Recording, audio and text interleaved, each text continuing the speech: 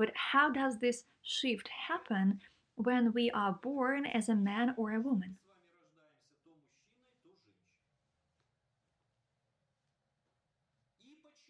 Another question is why a man and a woman feel attracted or fall in love with each other. I'd like to make something clear right away because I hear this question very often. The question about an attraction between people of the same sex. Formally speaking, any same sex love comes down to the interaction between different aspects of a consciousness and energy anyway. The fact that you have bodies of the same sex doesn't mean at all that the internal structures of one person are not shifted towards the aspect of consciousness, and the internal structure of the second one are not shifted towards the aspect of energy. Anyway, it all comes down to the interaction or higher love. Today we are talking about higher love after all, between a man and a woman. Why? It is not a tribute to a form, but a tribute to the principle of the universe's constitution. Anyhow, you and I are born as men or women. Why does this happen? According to the yoga axiomatics, the reason is as follows. When we incarnate in this universe yet again, we go through all the stages of the universe's creation, starting with law 0, then law 1 and 1, and law 2, and finishing with law 4 and 5. How does this work in the case of you and me? At some point after our previous death and before our next birth, we jump into the state of law 0. After that, we incarnate or manifest ourselves in this universe again, in a sexless state at first. Then, if we begin to perceive this universe as a woman, we are born as a man. If we begin to perceive this universe as a man, we are born as a woman. This transition from the level of law 1 to the level of law 1 and 1 determines the gender of our future birth. Thus, we have the following. It turns out that when we acquire a gender, we acquire this shift towards either consciousness or energy. If we are fascinated by the principle of eternal modification, we acquire the gender of a man. If we, on the contrary, are fascinated by the principle of eternal permanence, we acquire the gender of a woman. Thus, we get born as boys or girls. However, when we were entering this world, we were interacting with the entire universe at once. In other words, we were interacting with the Absolute in its feminine and masculine form. Let me rephrase it again. During that moment, we were reaching for the opposite potential pole, which in our further ordinary life would be responsible for the appearing of higher love.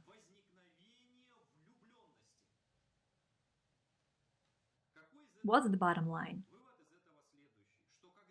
When you fall in love not with a person, but the universe, which for some reason manifests itself through that person. In other words, that person becomes a window the universe shines through, similar to a lens that focuses rays of light into one. The person becomes the focus of the entire universe.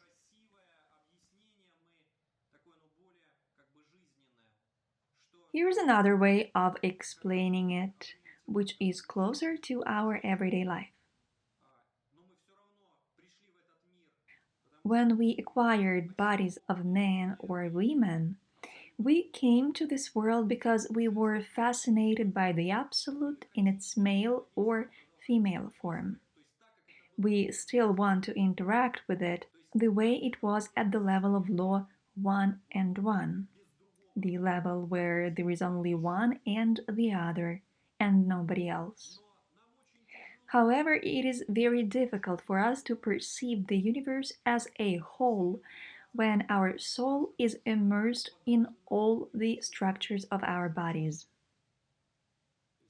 Our self has grown the shells, and these shells, to a certain extent, are subject to our karma. Sometimes our minds work well, sometimes not very well.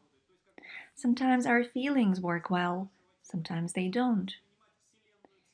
In other words, we shrink ourselves to the size of our bodies, and it is difficult for us to perceive the entire universe as a whole. But we are drawn to this universe. As a response, the universe does a supreme logical thing, which is called higher love. Infinity has presented itself in its finite form.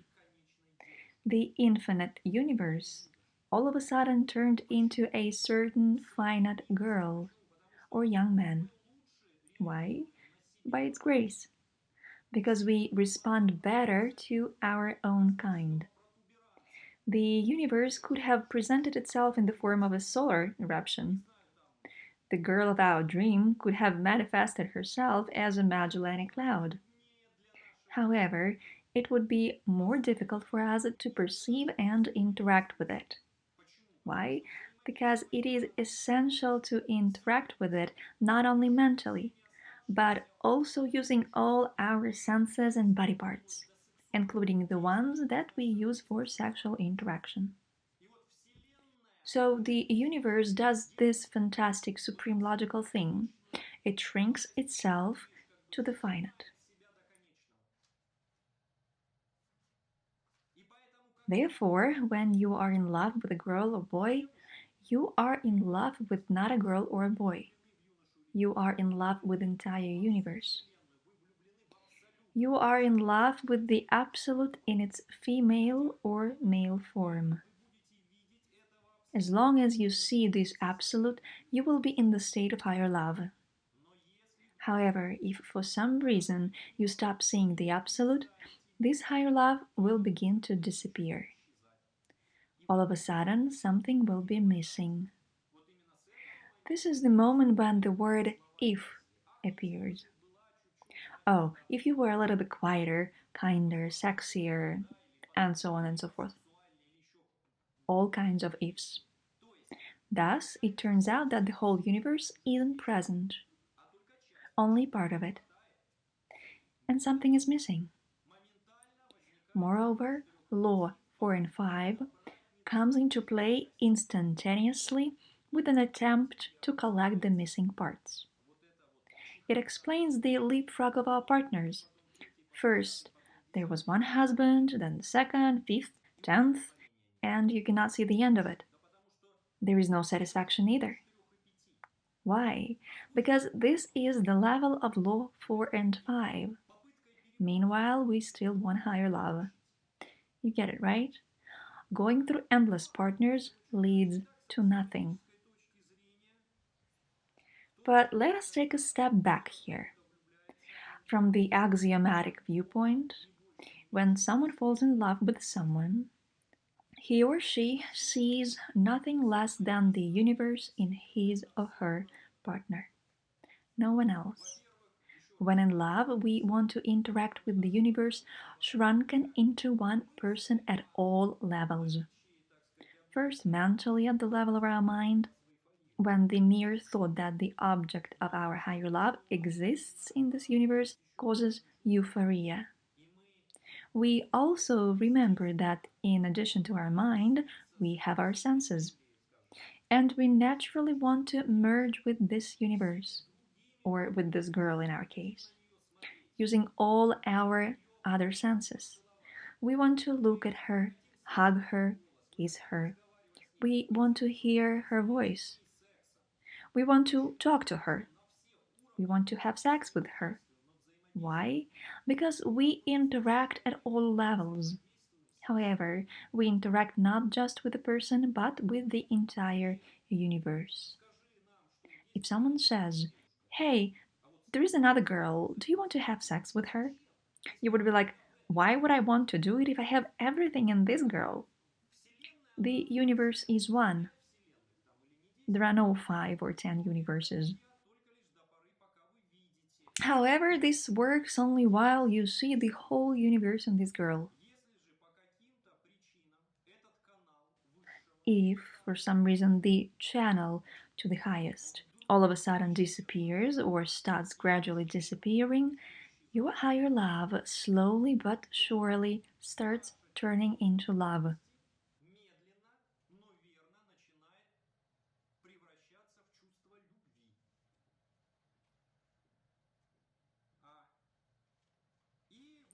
Thus, we get the level of law 4 and 5. The question is how quickly everything will start disappearing. The key question of Yoga of Higher Love is how does one prolong the period of higher love for as long as possible?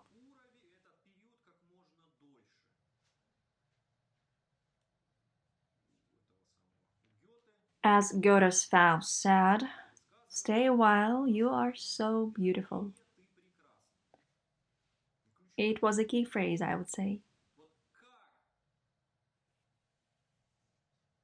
How do we make sure that higher love does not disappear and that we do not lose it?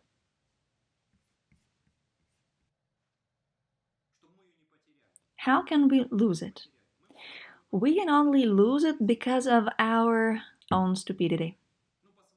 If we have some kind of karmic impurities in our structures, we inevitably make mistakes when we interact with the object of our higher love mentally, physically, sexually, or however else. Because of such mistakes, we lose everything. Either we communicate or have sex with him or her in the wrong way, or we provoke our negative karma to reveal itself again and darken our eyes. As a result, we stop seeing higher love. Whose fault is it? It's our fault. Why? Because we should have done everything properly and correctly. Thus, we lose everything. Our structures are quite complex as well. We remember from Tantra Yoga and Yoga of the Union that there is such a thing as procreation protection mechanism.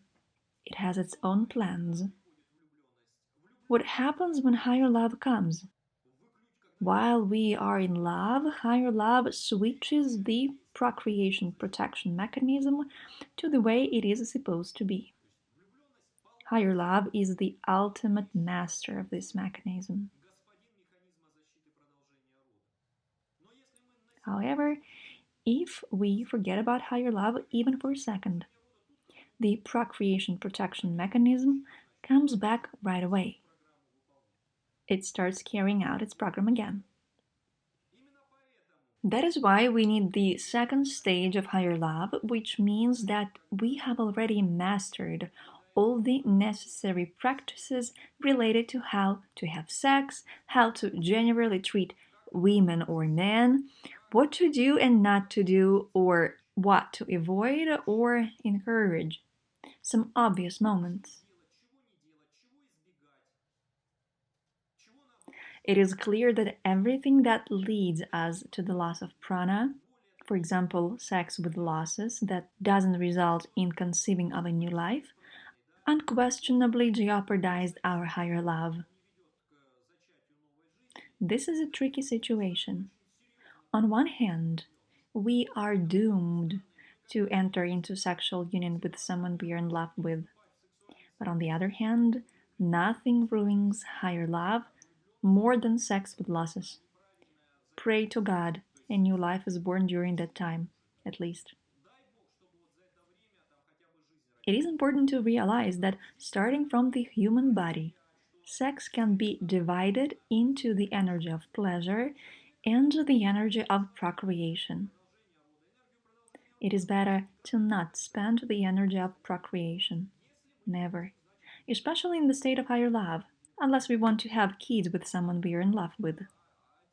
But because the proportion of sex that leads to birth and sex just for pleasure is way off, it is a good idea to divide these two energies.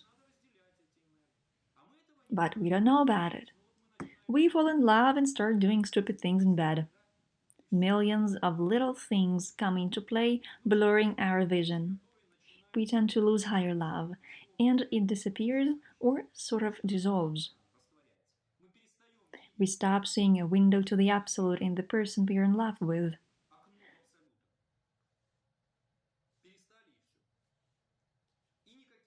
No persuasion or psycho trainings can bring it back. There is no point in forcing yourself. It is beyond our control. When higher love comes, it comes from the highest spheres. If it goes away, you can't make yourself fall in love with anyone. It is sad. That is why the most reasonable thing is to avoid doing stupid things and wait for higher love to come back again to take care of it.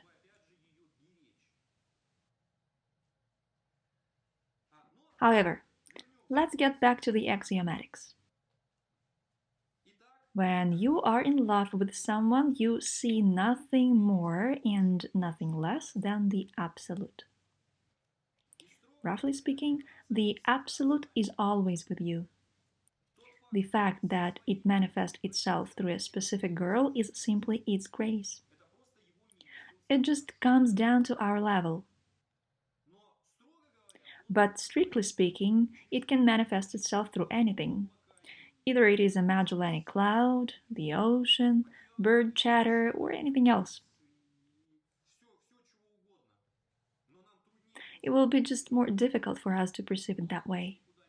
However, the absolute doesn't disappear from our lives, and formally the level of law 1 and 1 doesn't go away either. This leads to the notion that higher love, when you hook the absolute with your feelings, is the state you don't suffer from. As a result, you simply cannot lose higher love, because how is it possible to lose the absolute? You get it, right?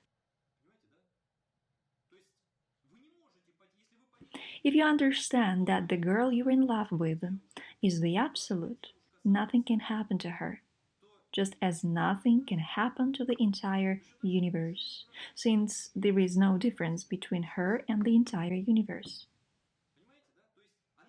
She cannot leave you if she is really yours. If she is not yours and you don't see the absolute in her, whether you try to hold her or not, she is going to leave anyway. Why? Because we are not talking about the interaction between a person and a person. We are talking about the one between a person and the absolute. If you understand it, you are neither afraid of losing it, nor suffer from the fact that someone is near or far from you. The mere thought that higher love is extremely fluid and multifaceted causes euphoria.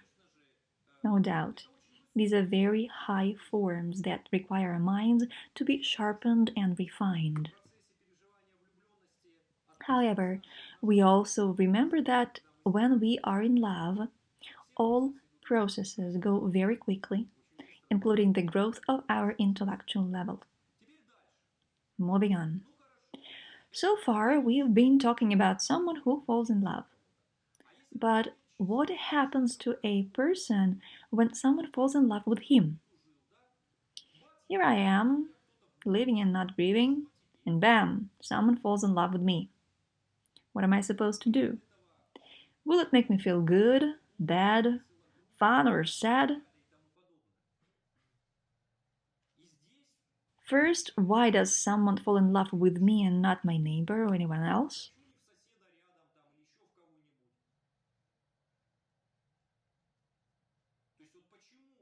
Second, why does that window to the highest open through me? And what am I getting for it?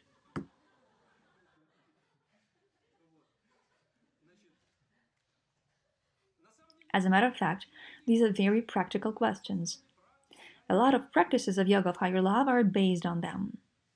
First, you should always remember that higher love doesn't lie. If you have ever been in love with someone and then this higher love disappeared, the following thing happened. On one hand, from the standpoint of the macrocosm axioms, the entire universe shrank to the size of one person. On the other hand, from the standpoint of the microcosm axioms, something else happened. Who was the person you fell in love with? The person you fell in love with was his higher self, covered with layers of self conceptions. In other words, he made up some concepts about himself and created everything, including his own body, temper, and so on. However, we remember that there is a difference between manifestations of a person and his higher self.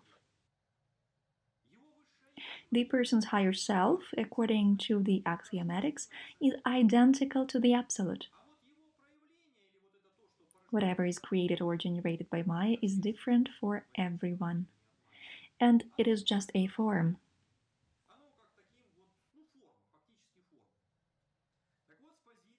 Thus, the following thing happens. When we fall in love with someone, we get the ability to see the true self of a person through the shell of his Maya or his self conceptions. Higher love never lies.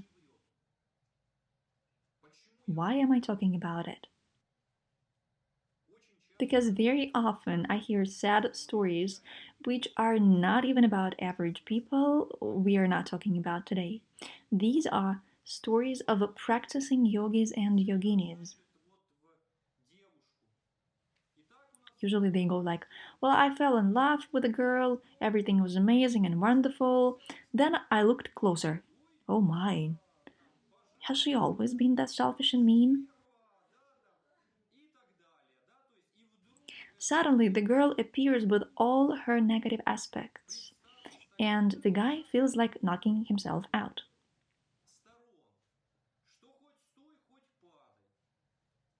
The very first and obvious reaction of such a person is usually, oh, I guess I was wrong. These sneaky games of Maya. Such a yogi starts tearing his hair out, and often there is something to tear out considering how often some of them get their hair cut, and bewailing. This damn Maya, I don't want anything anymore. I want to give up on everything. No more looking at women because Maya will confuse me again and slip a girl that's wrong for me into my life.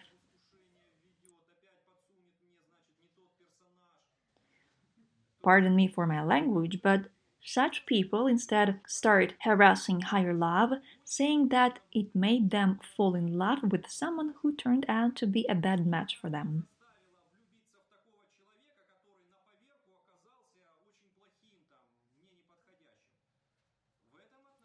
In this regard, higher love disagrees, making a tactful statement that it never lies. When in love, transcendental laws temporarily exclude our secular laws. It was just an ordinary girl. There are many such girls in the universe, influenced by soap operas, romance novels, and other things like that.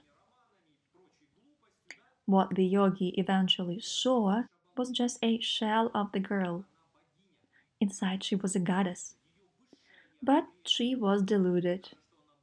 Her higher self, although she seemed mean and selfish, was nothing but the absolute. She just simply expressed her will to be confused. What were you going to do if she liked that game? She played it and made everyone around play it as well. But the moment the yogi fell in love with her, he x-rayed her and saw her essence through the layers of her self-conceptions, bringing these self-conceptions to life.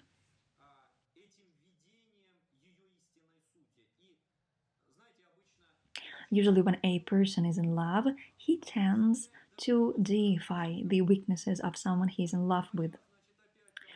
Today, she had a fight with someone in the store again. Poor thing, you say when in love. When higher love is gone, a typical reaction is, again, she cannot even pass by without yelling at someone. When in love, we don't see the difference between the absolute, the person's higher self, and, I would recommend memorizing this phrase, the person's manifestations. On one hand, this is a trap we may fall into like our hairy yogi did. On the other hand, this is the greatest chance for practicing Tantra yoga, yoga of the union, and yoga of higher love. There is nothing only positive or only negative. However, things can be either appropriately or inappropriately used. When you fall in love with someone, you see the true essence of the person. Moreover, you see the true essence of the entire universe through this person. The forms of the person the entire universe reveals itself through seem identical to the essence of both the person and the absolute. There is a phrase found in some treatises. I'm not sure if it is completely appropriate for our seminar, but I'm going to mention it anyway. It says, when a man beats his dog with a stick, both the man and the stick are one for the dog. The same is here. When the absolute manifests itself through a finite form, there is no difference between this finite form and the absolute. If you think about it, this is where such a thing as deifying is rooted in. Let's take a statue, for instance. Countless statues of gods and goddesses in India, like Shri, Kali, Shiva, Ganesha, and so on, are examples of when both the form with certain features and whatever this form personifies merge into one during the practice. In other words, there is no difference between the image and someone you deify through this image. That's the way things are. Another story is when someone worships an image, but there is no connection with the highest. That is idol worshipping. Anyway, the moment we see the highest in a particular thing is identical to the moment when we fall in love. We see infinity in its finite form. That is why higher love never lies. It just shows us up front what stage we can achieve in this or next lives if we keep practicing yoga. Thus, we get one more statement of yoga of higher love. Let's say you were in love with your wife and lived with her for many years. But then higher love was gone, and you slid down to the level of law 4 and 5. Yoga of higher love says that you shouldn't immediately leave your wife and look for a new love. First, you should do your best to bring the higher love you had with your wife back. In other words, you should try to reach the third stage of yoga of higher love with her. I understand that everyone has karma and situations can be different. However, you should do everything possible to reveal a goddess in her.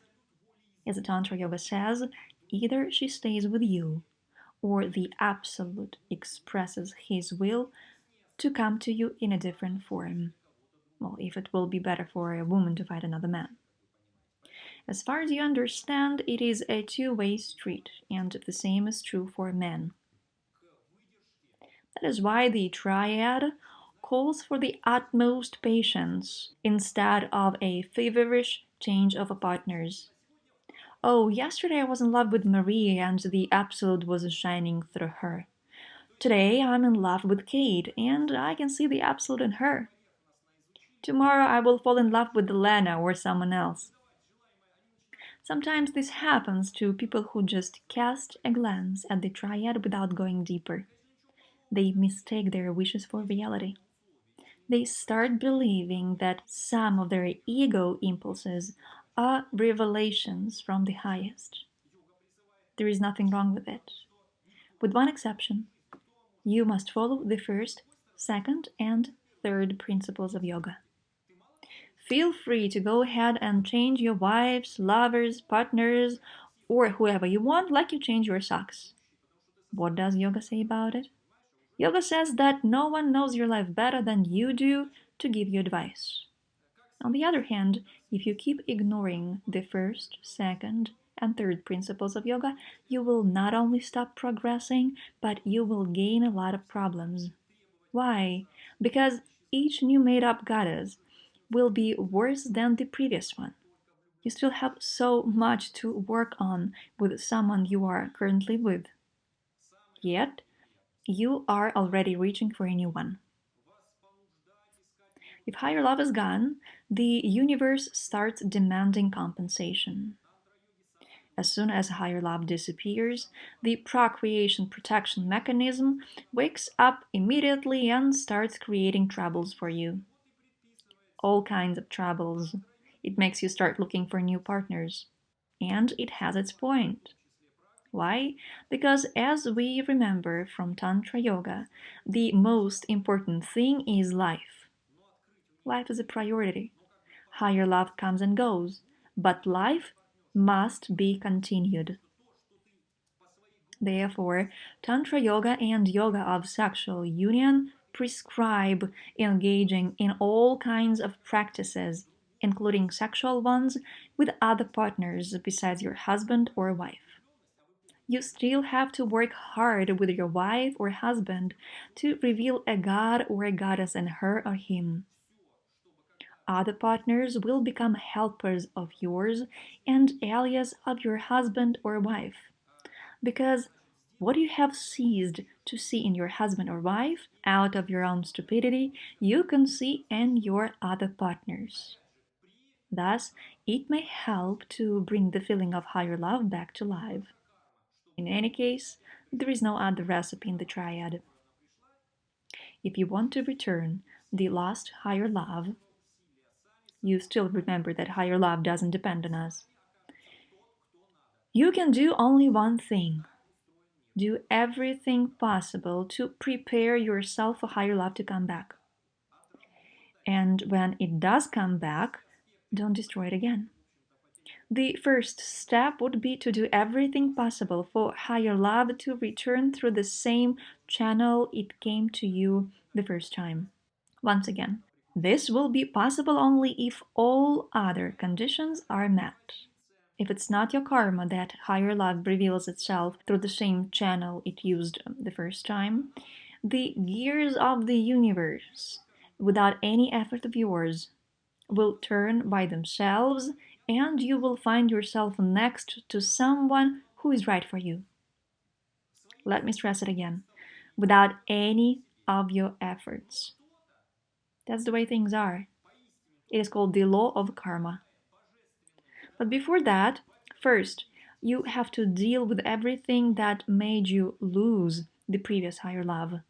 Second, you have to work on minimizing the influence the procreation protection mechanism and your karma have on you.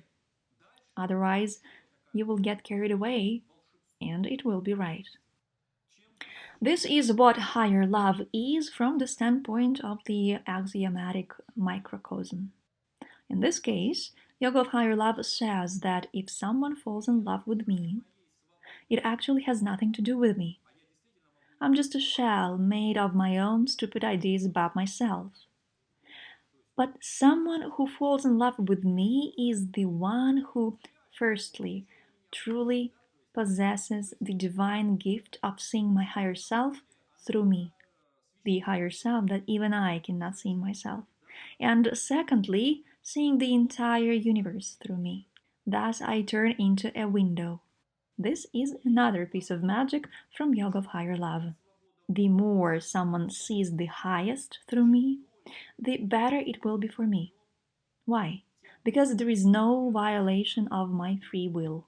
You remember that we are omnipotent, and I, for instance, can express my will to stop being a channel to the highest for someone who sees the absolute through me.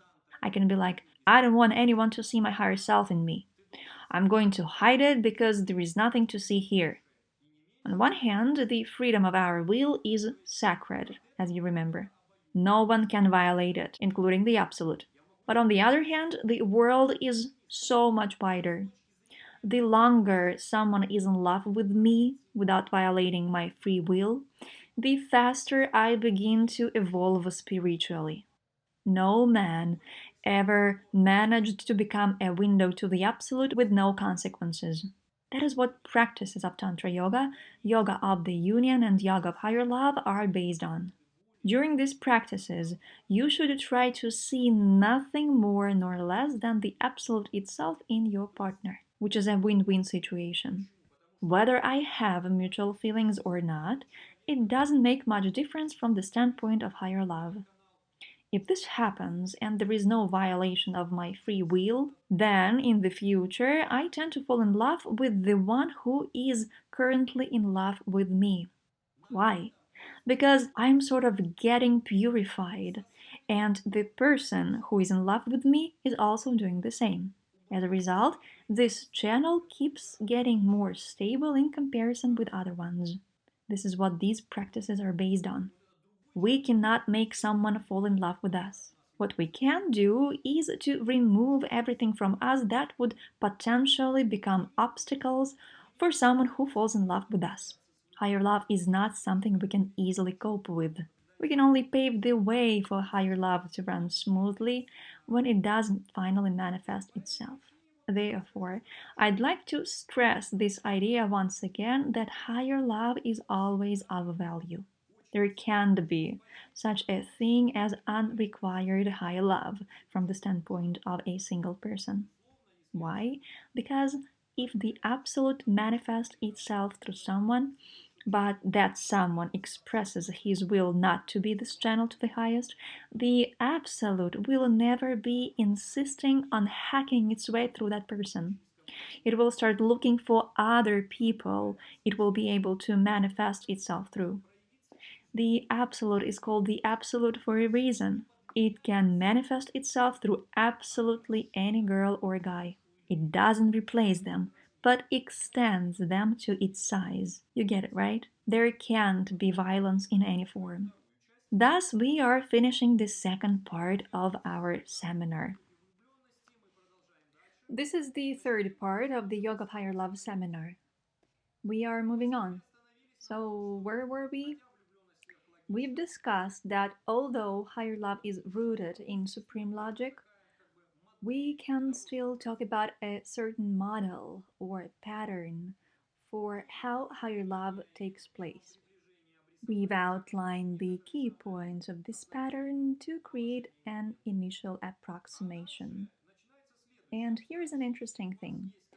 If you have this pattern in your head and you understand how everything works, you can use it to come up with your own recommendations and behavior strategies applicable for both your life in general and higher love.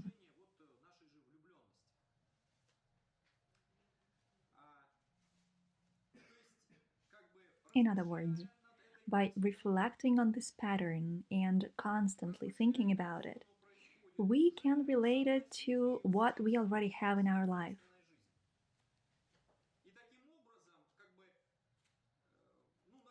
Thus, we could find recipes that could be helpful when it comes to our own behavior strategies, various conflict situations, our goals, and our misconceptions. Every single type of yoga works the same way. Clearly, the pattern we have discussed doesn't explain higher love. It only attempts to describe it in terms of our logic. However, love is higher than logic. But from the standpoint of logic, this pattern helps us interpret our behavior in this life logically. In other words, we act somehow, and it would be great if we start modifying our actions with this pattern in mind. This fully and completely falls under the second principle of yoga. Let me remind you that regardless of what kind of yoga you practice, I'm not even talking about the triad or yoga of higher love, because it goes without saying, you must accept the first and second principles of yoga. The first principle of yoga is the principle of supreme logic. Sometimes it is also called the principle of kindness. It states that you shouldn't harm any living being unless it is absolutely necessary.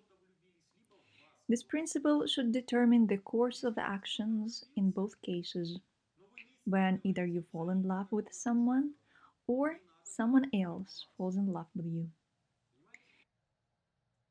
If someone falls in love with you but you don't feel the same way, you shouldn't give that someone hope, right? If someone falls in love with you and you know it for sure, but you don't share this feeling for some reason, you still should treat this person kindly. On one hand, you shouldn't give that person hope, meaning you shouldn't make him believe and expect so he doesn't count on you. On the other hand, you should treat him with kindness and respect. Such situations should be carefully checked for non harming. Why? Because something like Alexander Pushkin once wrote may happen. First, she falls in love with him, but he doesn't love her. But then the exact opposite happens, because higher love doesn't depend on us. In the blink of an eye, you may find yourself in love with someone who was previously in love with you. In any case, harm and violence never do any good. Kindness only to minimize the number of people who suffer.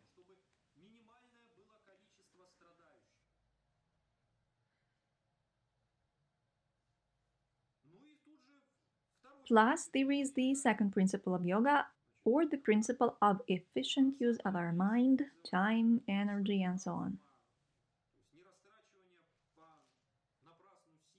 In other words, if you understand what happens, at least to a certain extent, and you understand the nature of higher love, then you should definitely start developing your own behavior strategy.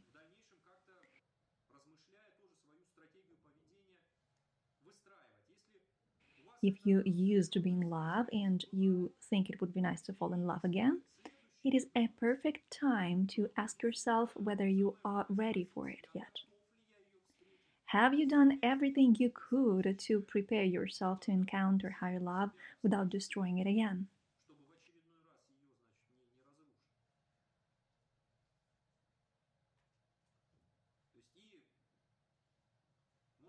Maybe it does make sense to keep working on yourself and learning and practicing other kinds of yoga. If you have taken the path of the triad, then obviously the most reasonable way to prepare yourself for higher love would be to practice both yoga of the union and tantra yoga.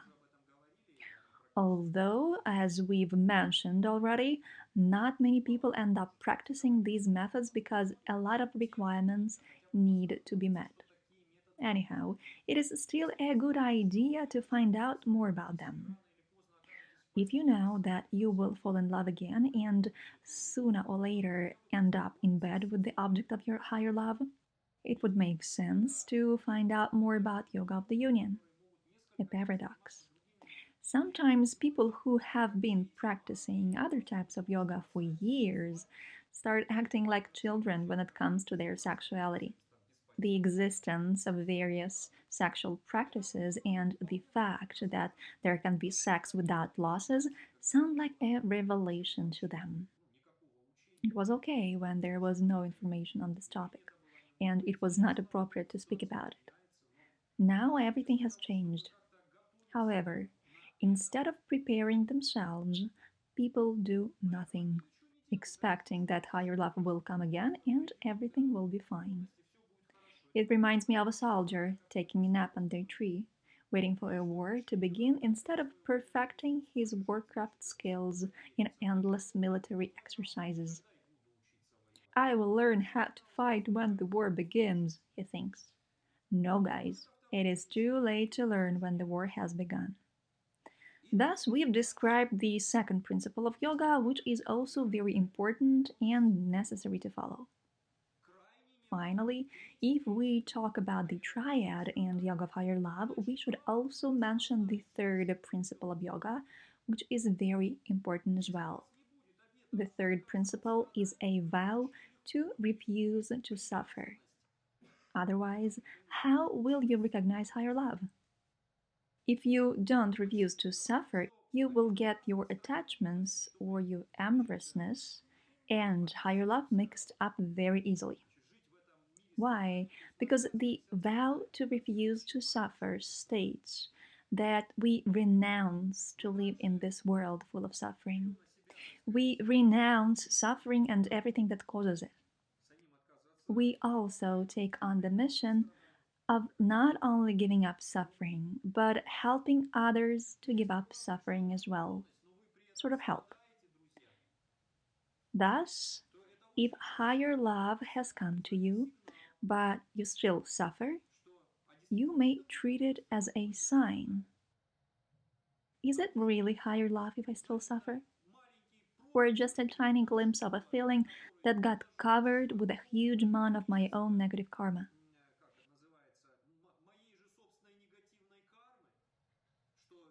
Maybe I want something specific, but instead I take it for something gigantic like the whole universe or higher love. In other words, if you do not take the vow to refuse to suffer, in a blink of an eye, you will find yourself in a situation where everyone will keep saying that either you have fallen in love or someone has fallen in love with you. But there will be no pleasure and happiness. Instead, there will be more and more suffering. Also, if you have taken the path of higher love and you are currently at the second stage of it, you should help all other living beings to eliminate suffering in their lives. In this regard, all the practices, including sexual practices of Tantra Yoga and Yoga of Higher Love, turn into service to other living beings.